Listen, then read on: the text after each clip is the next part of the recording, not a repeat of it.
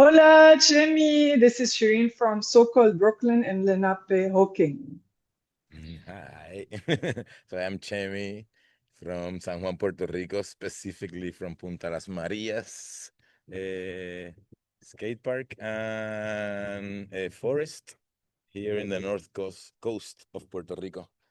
Uh, it's just kind of like a squatted land in a way, or a recovered land that we've been here for 13 years now. Oh, cool. So tell us the story of how this skate park and squad got created. Oh yeah, it's kind of like a metaphor of the times that we're living and in Puerto Rico too. It was a site of a huge project. The developer wanted to do I don't know how many story building, but even it would include it in his dreams port and everything. But it's in the front of the Atlantic, so it's kind of like impossible of doing so. And he violated basically all the laws, environmental laws of Puerto Rico, and was stopped. And actually, he did jail and all that stuff. And after a few years, the group from Playas para Todos, if I'm not wrong, they cut the fence in front of it to make an access to the beach for the public of Puerto Rico. And a really good friend, Rebecca, was there, and when she saw the concrete in the floor, she thought of us because we have just done the bowl in La Perla, me and Boligoma. So for her was like a call of maybe we can do something here, and here we are. See, we're going to talk about the bull in La Perla later, but first I want to ask you, what is the Playa por Todos movement, if you can tell us Um, about it? yeah, I mean, there's some groups, Playa para Todos, and there's other groups too. Like right now, for example, la gente working with Cabo Rojo against Esencia. But basically, in Puerto Rico, we have a struggle since before I was born of keeping our beaches public for us and accessible for the public. Sadly, we are really close to a place here in Carolina. There's no access, only like little holes, and then you go into the beach. And for us Puerto Ricans, it is important to have the entire beach, no, the coastline and the whole thing.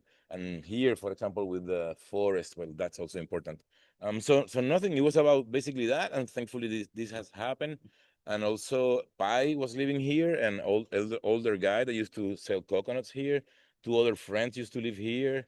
They used to sell shish kebabs or pinchos in front here. They end up better, or actually better in life, and live in different places now. Pai's son, Alex, is now here selling the coconuts. So it still is kind of like a rooted in the first peoples that were here before us too, which is Yeah, important. and tell us about this whole real estate boom that's been happening in Puerto Rico and all these people developing beaches and closing down beaches to public access and building huge resorts, and also the Oh tech yeah, bros and the what do you call them? The people who made a lot of money the crypto, the yeah, crypto bros I mean, who work yeah, remotely. What do you call them? Virtual nomads who live in spiritual, Puerto yeah. Rico. I mean, as in the world, sadly, like we have the gentrification syndrome too, the cancer of gentrification.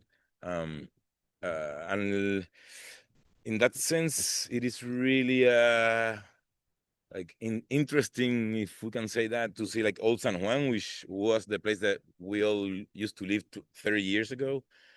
And I mean, all of us is like artists, like painters, sculptors, but also musicians and older artists and elder artists and younger artists. And the university was there, the bohemia kind of life was there, uh, and that's totally gentrified, like totally gentrified. So there's like probably two friends live down there, only tourism, Airbnb, and super high class people that doesn't really live in these places. They just have those buildings.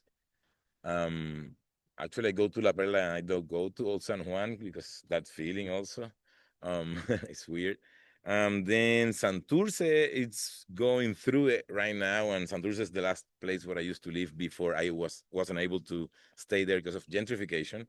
And Santurce was It's the saddest one for me because Santurce was preserved by the Dominican community in Puerto Rico for years, and suddenly Puerto Ricans started to move in there, and also gentrifiers the Puerto Ricans too, and now it's basically like the, I don't know, hangout downtown place of Airbnbs and bars and shit like that. Sorry.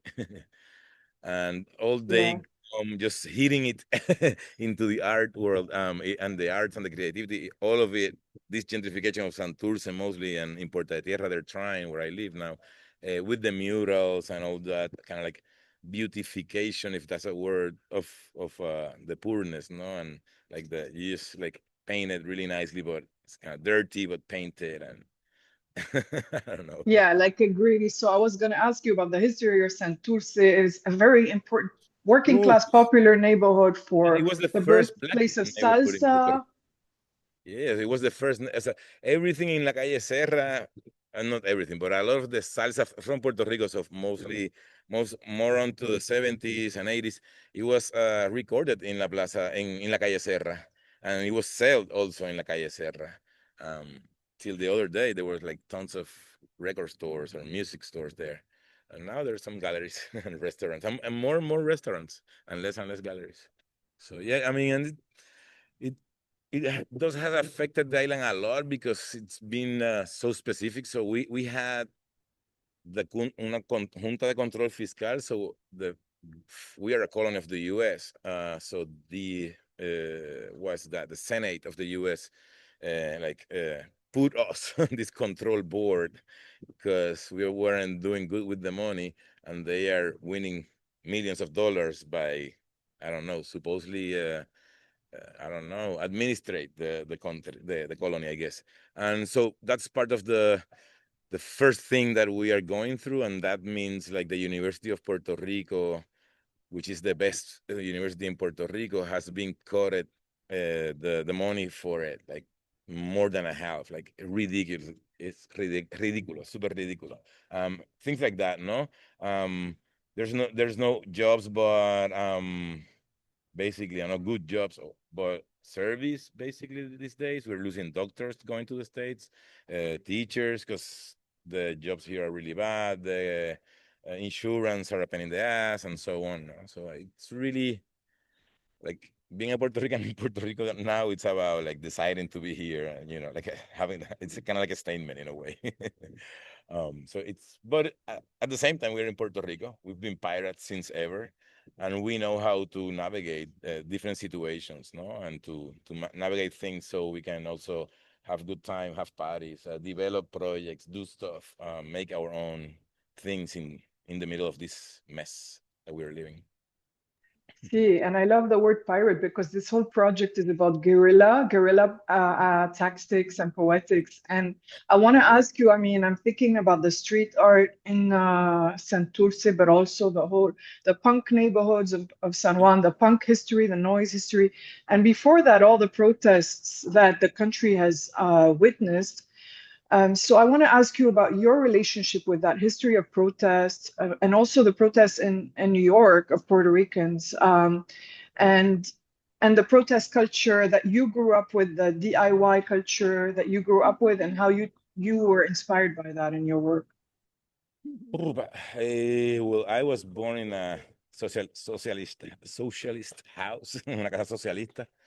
So I don't know, like the first time that I went down 3 or 4 stairs, I was in my little uh worm with wheels, and I was saying my mom like, "Bye, I'm going to the meeting of the party," because we were all the time like into that. And my mother is a social worker and an activist and a feminist and a person that makes things happen and makes stuff.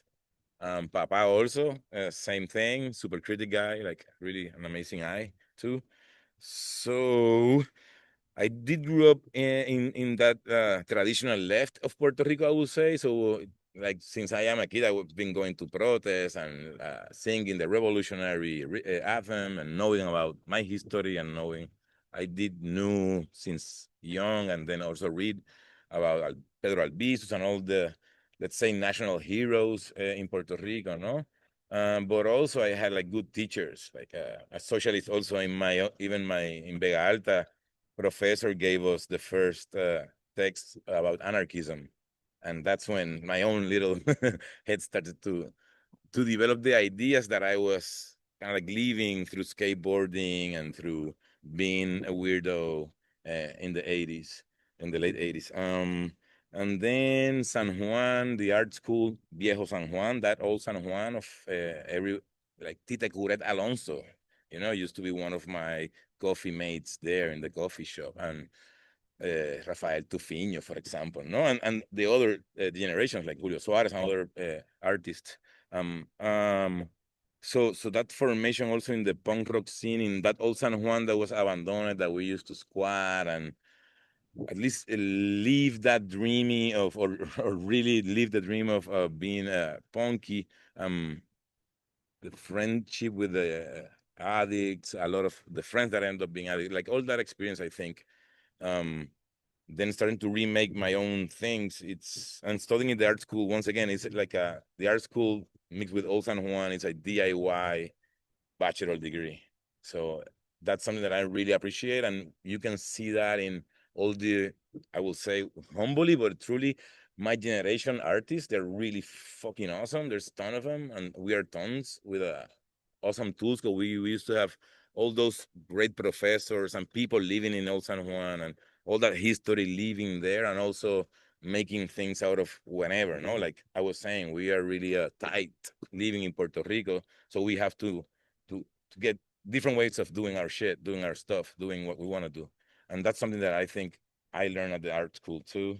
And we are kind of like still living it, no, and in the barrio. So for me, part of my education was La Perla, and being in La Perla and getting like that other information that the people, that the really poor people, the people that actually made their own barrio, that physically they have been making their own barrio, and has been transformative to me. And that's the other way. So that was like the master's degree in a way for me. So then working in El Cerro and working in the barrios is like relearning all the DIY attitude, all the DIY learning, how that really fucking works, and how people love the things that they have, how they love their barrio so much. Something that happens here also, no, in Punta. But I have to say that I went to El Cerro first and then to La Perla to work, and then this is being nothing, no? This is like we doing what we do. Um, but Sí, it pero definitely. can you please explain, can you tell people the history of La Perla? Yeah. What is La Perla and what's the history? Yeah. Wow. So La Perla, one thing is a poem in Puerto Rico, no? La Perla, it's like it's the DIY barrio, or the barrio that have been done by the people by hand with their own hands, being surviving stereotypes, or also actually has helped people to move into the city to get job and have work and get money. Till this day, La Perla is that. It's a place where people, yeah, it's to get better in the city. It's still that place. And it's been formed since Spaniards times, no? At the very beginning, there were some slaves that will run into La Perla, and then from there keep going till Loiza. But more when after the invasion of the United States to Puerto Rico in 1898, a lot of the part of the Barrio Vallaja that was also barriada, no, self-made community, moved into La Perla, and it became really big. And then in the early 20s and 30s, 40s, even the 50s, it kept growing with people coming from the countryside to get jobs from the factories and what's that, the ports, because La Perla, it's in Old San Juan, it's in the Atlantic Ocean, in the coast of the Atlantic Ocean, in a beautiful spot, two surfing spots there too. Um, and La Perla has been as many, so, and we have a lot of La Perlas in Puerto Rico, in all the barrios, like El Cerro is another barriada too. We don't have like a big favela, so we have tiny favelas in the island. We call them barriadas. Um, and La Perla is very important because it's part of our identity as Puerto Ricans, through uh, mostly through novels and stories, but the reality of Puerto Rico, of having been a lot of people who were people from the countryside, poor people from the countryside. When the cane and the coffee and basically when agriculture started to went down, everyone started to came to the city to get jobs, and from the city to New York. So La Perla means a lot, that kind of like part of our our trip into success sometimes, no? I'm still there too, and El Cerro the same, but El Cerro is in the countryside. It's another beautiful spot, and we can talk about that too. Yeah, before we talk about all that, I want to ask you something because I know you studied, I mean, the universities in Puerto Rico are incredibly strong, and I know you studied, art. And I was really curious, fascinated by the fact that you were kind of making ready-mades from the beginning, working with what was already there, but making ready-mades that were always, sort of integrated into the community and for the community and with the community. So let's talk about your trampoline because that's just an incredible piece. And that really sets the tone for the rest of the work you've done.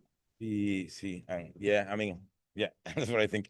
Trampoline. So there's this bridge that connects Old San Juan little island. Puerto Rico is an archipelago.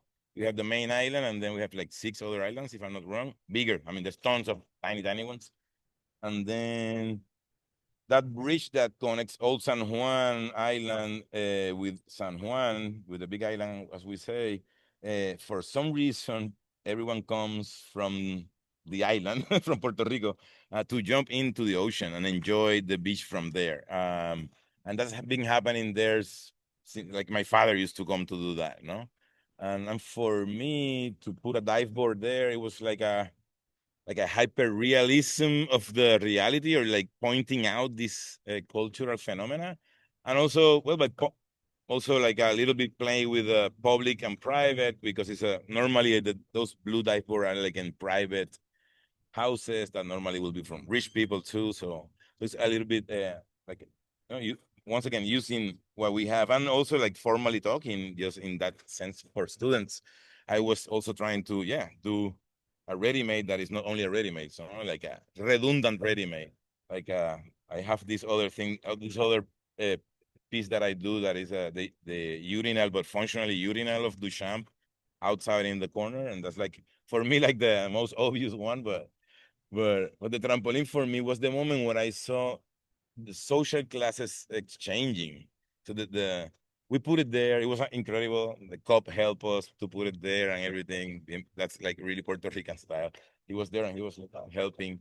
Uh, Kids came and used it, so we were really like excited about it. But then people from the art world started coming because they knew about it, and suddenly we had like lawyers and like the director of the Para la Naturaleza and shit like that, like just talking and exchanging and on their own, no, like, and that's like when shit start to change for me, or my practice, I would say, start changing, because yeah, I mean, it is nice to do an artwork that is cool and that is nice and that is awesome, that talks to all of us that know the language of art, or like the language of art, or are interested in the language of art. But I'm really interested in the other 60% that doesn't really read, doesn't really know, doesn't really freaking have been educated, or haven't. At this point, education is being losing, getting lost so much that it's like a see, it's an advantage these days, like only to actually have the actual high school and the whole thing, you know. So Yeah, I and like to then you speak to made people. Sorry, and that happened with the dive board. Um, the then yeah, and then from El then Cero, that's then El right. Cero, right? And then El Cerro, yeah, and that was because we used to work a little bit more conceptually, let's say like slower, but El Cerro also presents us with the like with the el reto, no? With the like a lot of people were saying like, no, man, you guys are not gonna do that. I mean, that's gonna be impossible. People are not gonna do that. And then for we were talking, we were working a lot together. We were working with Michi and Carlos Boro and Bea, even Tony, Boo Boo. We were working together a lot, and between us, it became like this thing that we wanted to do. Not only me, so it was the whole crew. Like, let's do it, let's do it. Like, let's prove people. Um, so we did, and my mom was so excited that finally, like as she always said, like art can change the world and this and that. So I was like, okay, let's try that for real, no? Um, and then we start doing it. The very beginning, people were like, why you want to work here. They were suspicious. Okay, if we were cops or not, things like that. Like why you want to do something good in the world, never happened ever. Uh, Neither there or elsewhere. So for real, that at that moment it was like something. And after Yvette So painted the Chemi, house, what is El Cerro? Where is it, and sorry. what was the idea for the project? So El Cerro, and hopefully you guys can see it also like around in the media or in the webs and this and that. It's a hill community in this mountain, and it's basically three mountains of houses in this other bigger mountain, no? And it's really beautiful. For me, it's the most beautiful thing ever. Um, and so for me, it's like this other way of building, of relating to nature. A bunch of people like modern. Let's talk about modernism. Instead of a building, they have this organic building that has been happening through these years. And from that aesthetic point of view, I wanted to paint it green, like in different shades of green, so it's kind of like resembles the mountain or acknowledge the mountain, or kind of like blend it and but also make it more visible at the same time. Instead of just doing like beautiful colors or something that I think is the way it should be looking at or whatever, not my opinion, but this idea of working with the identity of the place. Uh, um, and it kind of like worked, and it worked because there was resistance. That people were like, ah, but green is ugly at the beginning, why green? Uh, and once a few people start painting, and Yvette Serrano started to paint with the darker green, so to prove people that this is gonna work, it started to move kind of like by itself. Then we did a first article on the news. So the people from El Cerro were like, oh shit, they are artists. So that helped a lot. And the barrio started to be on the press on a positive way.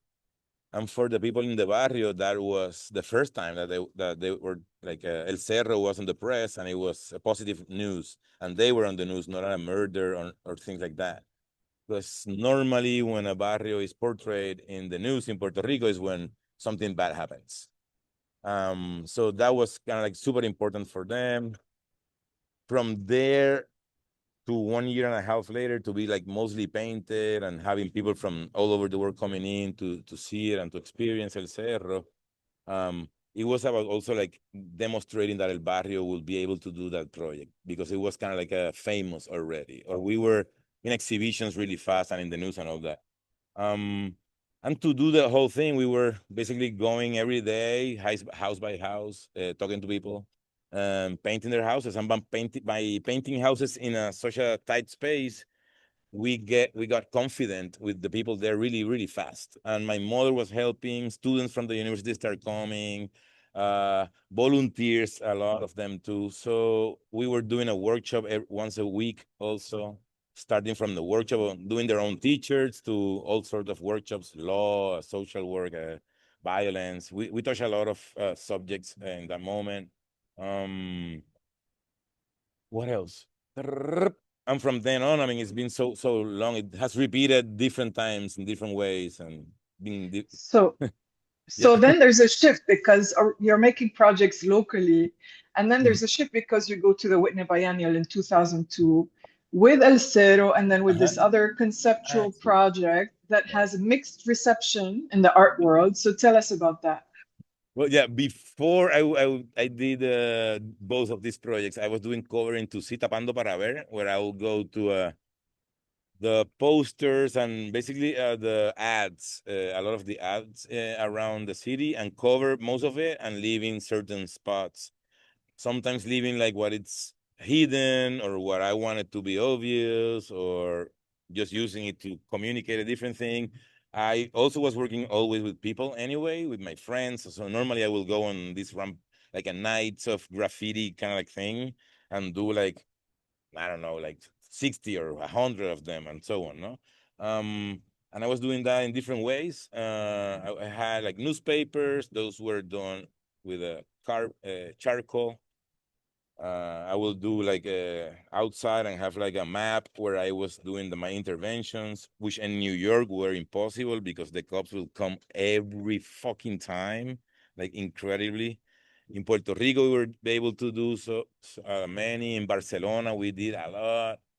In Costa Rica, we did tons too, but in New York, it was impossible. But at the end, what I'm saying is, and then that installation, which is kind of like something that I still do, that series of work, was kind of like something that Roberta Smith, for example, liked a lot. But at the same time, she hated the idea that El Cerro was an art project. Like she referred to it, if I'm not wrong, like, and by the way, painting some houses green in Puerto Rico could be art or something like that, because she was saying like it was a like a, I don't know, like a, not, she didn't like the biennial. But then I don't know, like in the same article on some point she's like, well, and there was these 3 or 4 things, and one of them is the same guy of the greenhouses, and he was talking about tapando para ver, covering to see. So it was interesting going forward to the 2016 biennial, where her article uses the proyecto where I exchange a classroom and the gallery room, um, salon sala, and she used that project in that article to explain people that yes, this is an artwork, and that's, you know, this type of art that is also art, and so it was interesting for me that in 15 years she had that shift of perspective, let's say. Yes, that was the 2017 Whitney Biennial. That's where I met you. And at that point, Puerto Rican art was really having a boom in the art scene. Everybody was talking about Puerto Rican art. And so there was a huge shift from when you started to then. But meanwhile, you made La Perla Bowl, which is such a Mm. beautiful project. So let's talk about La Perla Bowl before we try to understand, why. I would like to understand with you why Roberta Smith thought that painting homes in the mountains is not art, and making, an actual print conceptual piece is art.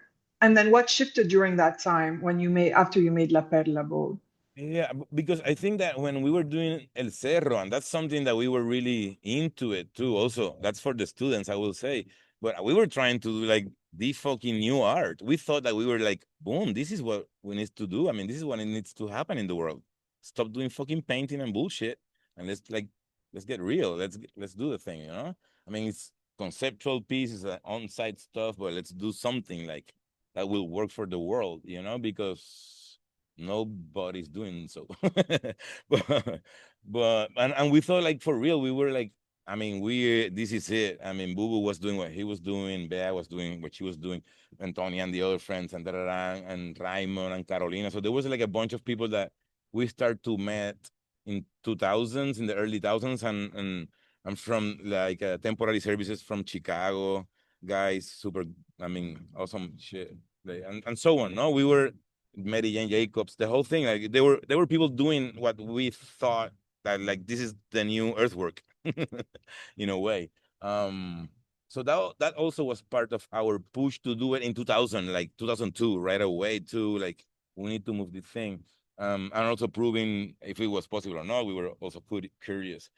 And I think that no one was doing that, and in that moment, and that's why she wasn't maybe ready, and then 15 years later, they were there. They even have like master degrees in social whatever the fuck it is called. Sorry that I said that, but because I am not a believer on that. If this should be teach as something that, because I mean this is something that we have discussed like more seriously. I'm sorry that I say I curse, but I mean in between a bunch of artists and in project and in see during weekends and me and bunch of us think that something that we give to the social cause or to doing something more than just to the art world, to the art circuit, to the interest of people, is that we are artists doing that.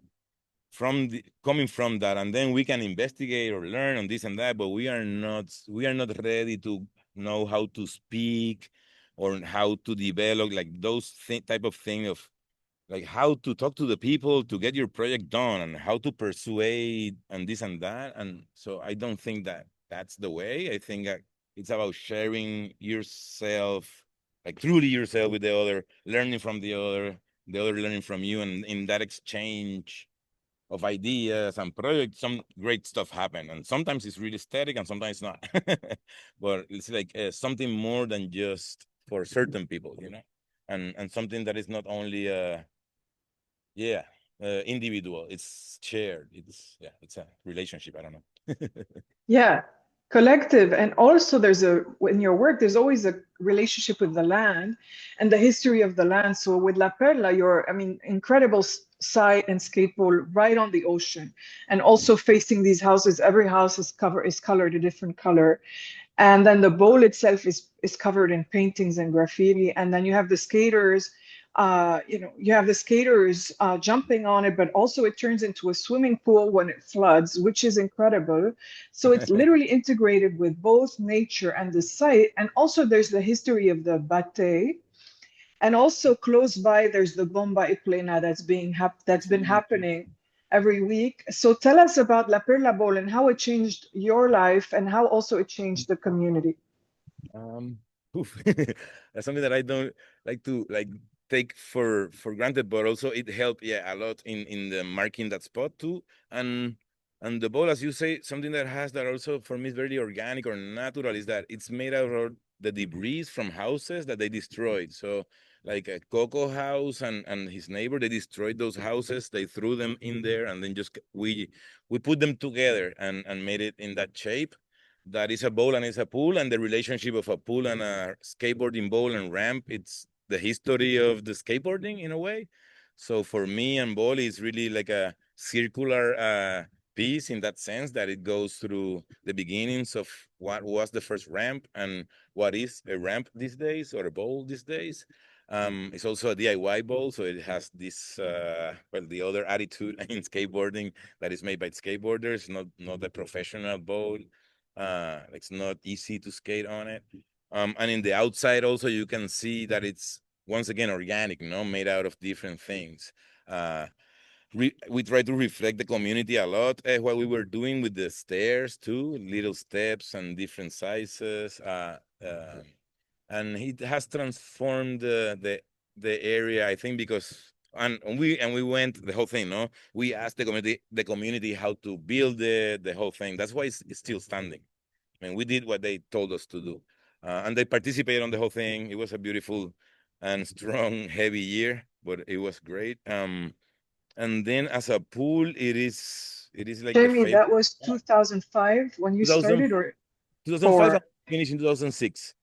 Okay. We finished in 2006. It's 20 years now. It's 20 years now. Oh my God. Um, and it's used as both. And now, I mean, fast forward, it's been skated by basically everyone that comes to Puerto Rico as a pro skater, but also bikers, and also as a pool. People come and do and use it, and then it has transformed into a filming spot. A lot of things has been filmed there, from Eastbound and Down till René Calle 13, and then Despacito, and so on, the Wisin y Yandel, and the whole thing. So it has become like touristy famous too. But it's been really functional in La Perla because people has transform their economy into see, not necessarily a more moral, no more restaurants, more bars, a lot of more restaurants and bars than before. And the bowl helped a lot with that. Like the first one was just on the side of the bowl, the first bar and restaurant that opened in that area of La Perla. And it has given the opportunity to young or some of the people in La Perla, not so young anymore, that has been like in jail sometimes, or were out of Puerto Rico, to come back and do a business that is illegal, or looking forward to be a legal business. And so that's helping a lot. And we have done a kite festival in La Perla, And with the Kite Festival, I think we help a little bit more in that sense of a lot of people that came to La Perla to look at La Perla, to really enjoy La Perla. They were curious about seeing La Perla, um, to help, like, put La Perla up in the sky with this idea to just teach the kite, because the kite makers are really like uh, enfiebrus. I don't know how to say that, but really into it. So a lot of them came, and it was an opportunity in La Perla, mostly in the first three festivals, of the women to make kites, because a lot of them haven't done them before, because it was a male thing. So that was like little things like that. No, that's what I really love about the projects, and that's another one that has been transformed into like a actual kite festival that we are doing each 2 years now. What about the Bomba y Plena and the history also of the bate? Tell us what the bate is. Yeah. So, bueno, Bate originally it's the central the central space, or one of the spaces that were Taino spaces, indigenous spaces from the Caribbean, where we will play music, do rituals, play ball, and so on. Actually, it's a word that still is used in las barriadas for a little patio that anyone can has. If you has a little patio, or that's a bate of someone's bate, and everyone says that word all the time. That's like the Puerto Rican magic, I would say, in that sense. And that's something that I didn't know till I worked in El Cerro and in La Perla and so on. But un batey de bomba means that more than three drums get together and play in a specific place, a plaza these days, and it was started in La Perla now 240 something Fridays back. They haven't stopped every Friday. Only one time they didn't do it, and it started with Kayla Baez, and it's a recognition of blackness, or being negro in La Perla, of being Afro descendant. And that's that only for me, that I'm not from there, but I know how the shit goes. It's unbelievable. Like, that's something that I didn't think I would see in La Perla, because it's so heavy, could be so heavy. And they have not only created that, but have become something important for not La Perla, but for Puerto Rico. And from that period of time till now, in Puerto Rico, there's a lot of way more Batey de Bombas all over Puerto Rico. But that one, it's an open one. That's why it also was so important, because it's open. Anyone can go and dance. Anyone can go and start playing. Anyone can go and sing. Actually, that's what they like.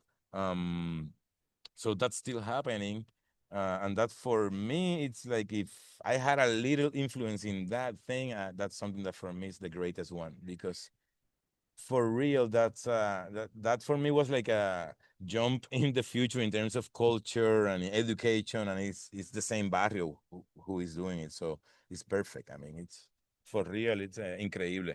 Keila Baez. Imani. So beautiful. At sunset when the moon comes up in the sky and you're on the ocean, and we've been there together, Chemi. It's like one of the most beautiful places in the world. And there's a history of rebellion also to Bomba. And there's Mhm. so much rebellion in Puerto Rico, which is why I love the island and the cultural history of the island, the intellectual history. And you really work from that history of rebellion and escape, rebellion against the Spaniards, rebellion against American colonialism, and now, of course, the gentrification. And in 2019, there was a huge protest movement throughout the country that My really God. transformed, the reality on the land.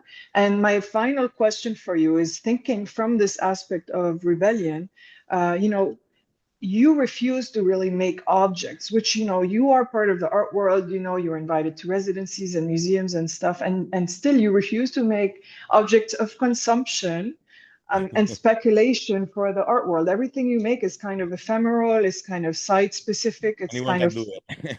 It's part of For the the group. people. It's made by everybody for everybody.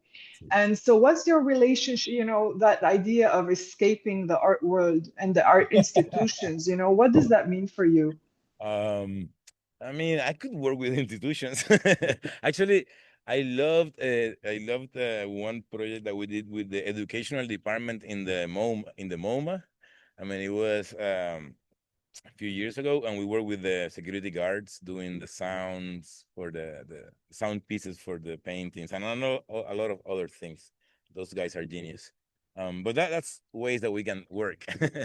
I think that if institutions and the art will listen to Tell artists, us, tell us more about it this will be better. project with the security guards, Security guards. please. Oh, yeah. So the MoMA has been transformed a lot. I mean, now it's like huger, huger than it was, but it has this tiny space in the second floor that is dedicated to education, and they were invited four artists a year to work. In my case, they wanted something to connect with the community. And I proposed them to work with the security guards of the museum, basically because my entire life I've noticing that they are black or brown people, and I'm like, hey, homie, but they are never like that because they're guarding the artworks and they know. By meeting them, actually the first meeting, they were artists. So in the first meeting, of course, like six of the artists of that are security guards came to that meeting. Um, and basically they didn't know what I wanted to do. I didn't know what I wanted to do either, but we wanted to do something together. And we basically said that, and then we worked for a year. We proposed a lot of stuff. They proposed incredible good stuff for the museum. Not everything has happened, but then we also did most important thing, or the most obvious one, in that short term of a year and 3 months. If I no Then it would be like 8 months, and then those 3 months to develop. It was to have the actual voice of themselves, talking about the art world, the artwork, because they actually love their artwork. They know, and they work where they want to work. They work in these spaces because of the artwork, and they want to share what they know, and they want people to stop and not take a picture and actually see the work and experience the work. And these people are working there because they love to work there. So that's something else. That's the first thing, the first great thing about them. And so we decided to do the audio guide for a bunch of pieces. And we did, and it's available actually. I think it's in the website. It's called Beyond the Uniform. And Beyond the Uniform is the title of one of the songs that one of the guards created for the actually, it's in the website too. So it's there. The song, the whole thing is there. And I think they're one of the most brilliant talks about pieces that you can hear too. And we also did some performances in front of the artworks. Some people presented, some people actually performed. Uh, and we went out with it because we were education and guards, but the curatorial department didn't even care, didn't even came. I had that experience. I had the experience of being in the elevator with the educational department and the guards. We were like, the owners of the museum in a way, the homies, and curatorial people that has asked about me, and we have talked and shit in the same elevator, and didn't even looking at us. Including the ex-director of education, which is a well-recognized artist too. But it's as divided as those institutions are. In the same elevator, cannot even say hi. Um, so that's that part of the art world I cannot handle easily. Um, and a way, I mean, I've been part of it. I mean, the Whitney Biennial 2002, that's like the institutional thing. But also was the opportunity for Puerto Ricans and artists in Puerto Rico too, thankfully. But I think, I don't know, man. I think that to live in a punky way, and well, my life is not expensive too. Helped me a lot.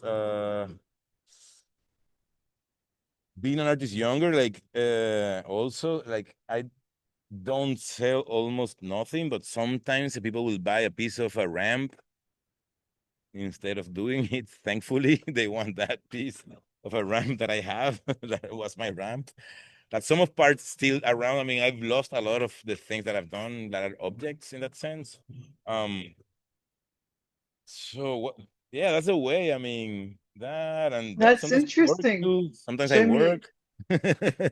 See, because I told you yesterday, like on Saturday, I was walking in Williamsburg, which has changed a lot, and there was a Supreme store, and there was a giant screen, and on the screen there was a girl, like I mean, a woman-seeking person, like looking like a pinup and like barely dressed, and you know their breasts were coming out of their top crop top, Yeah. and they were straddling a graffitied skateboard between their hands and legs and literally rubbing on it in a very sexual way.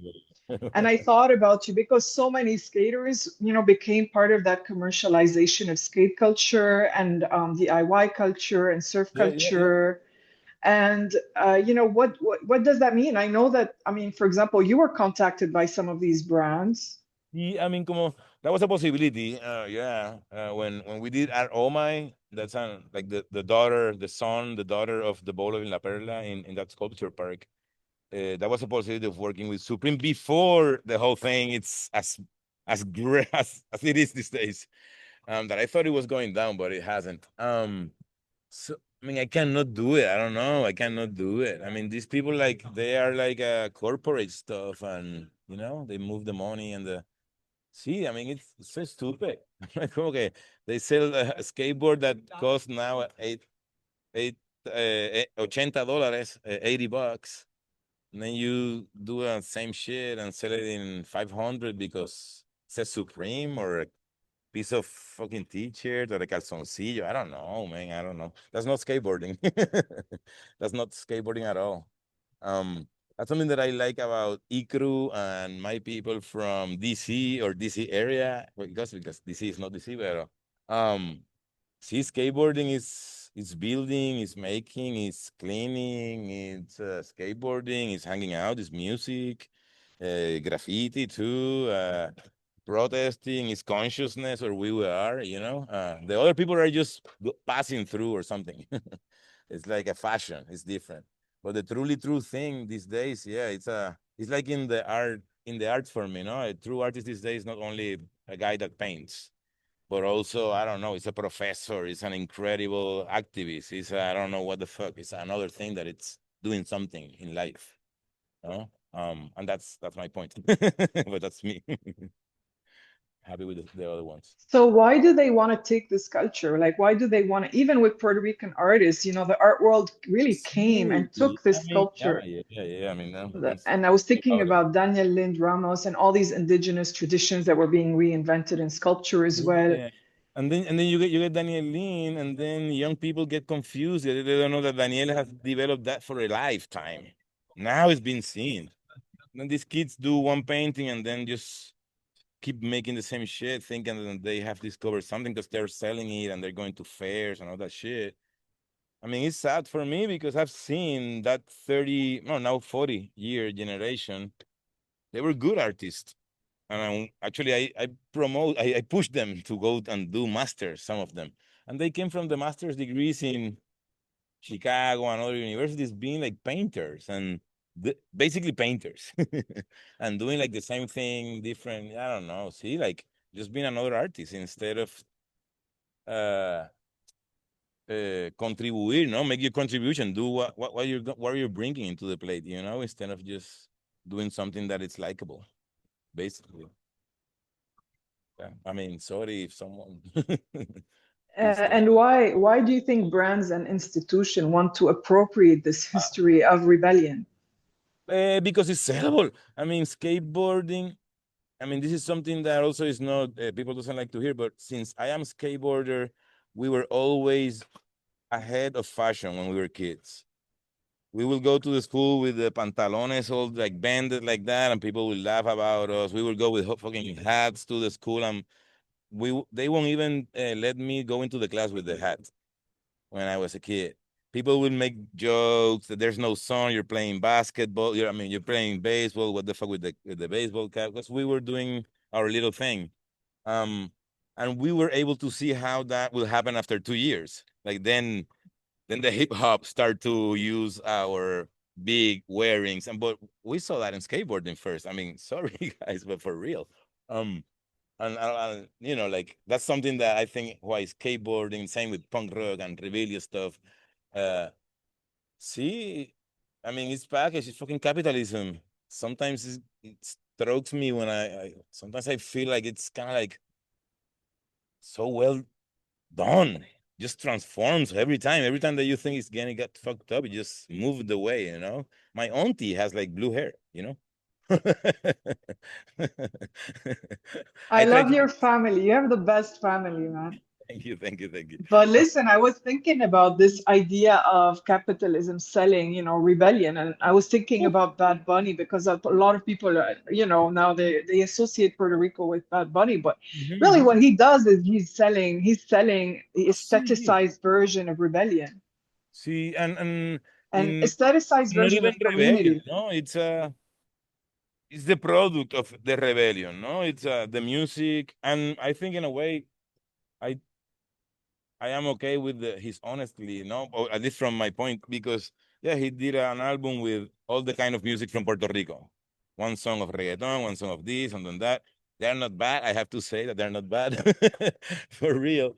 And then also because he has been learning about politics around Puerto Rico and the history and the thing, do his political thing, and I have to tell you and everyone, ¿verdad? Now in the video and thing that it has made a difference. Like there's people in the barrio like, holy shit, I don't want to be like Hawaii and shit like that. Like looking into the internet, like what the fuck happened in Hawaii, and I think it has helped certain people to uh, to do the little jump or the oh, I can be an independentista, I can be a pro Puerto Rican, I can don't like the gringos. It's okay not to like the gringos, and I've seen that. So that I have to say that I've seen it like in person.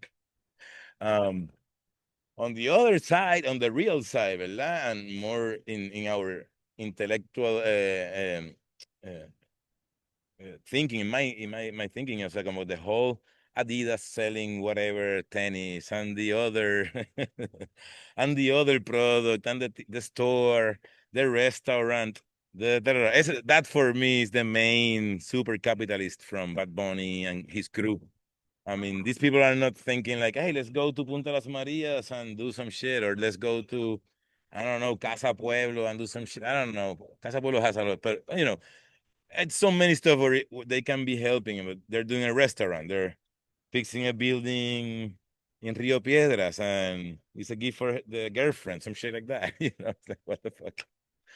But I mean, yeah, that's what is going on. I mean, he did the concert here and the whole thing, and people were super happy. And a lot of my ex friends I mean, ex friends, no, friends, but ex co-workers from the movies work there and enjoy working there. So that was cool too. So before we say goodbye, can we meet your friends in the back? Can we uh, say hello? yeah, I mean, friend, it's some kids. Well, the Corillo está allá. We can we can go to the true friends, the maleantes. We're Punta. Sorry, this is Punta. I'm on Sí, the amazing. ramp. Also, it's a place for graffiti artists. They come all the time, do really good stuff. They get mixed. This is a friend, skateboarder, graffiti. Uh, the local crew here. How are you? Vive. Bueno, aquí visitándonos un rato. Yeah, yeah. Entonces nosotros son los locales, we're the locals. Your video froze. Can we see your friends again? It's freezing. I think I left the phone on the other spot. My It's signal, it's there. it's okay. ¿Verdad? It's okay. The capitalist internet No, I is left the phone. I am a bad capitalist. I left my phone here. So that's the beach, and people going to the beach. That's beautiful. Gorillo, skateboarding, noodles. Ah, El Bosque. So for the woods, there was nothing there.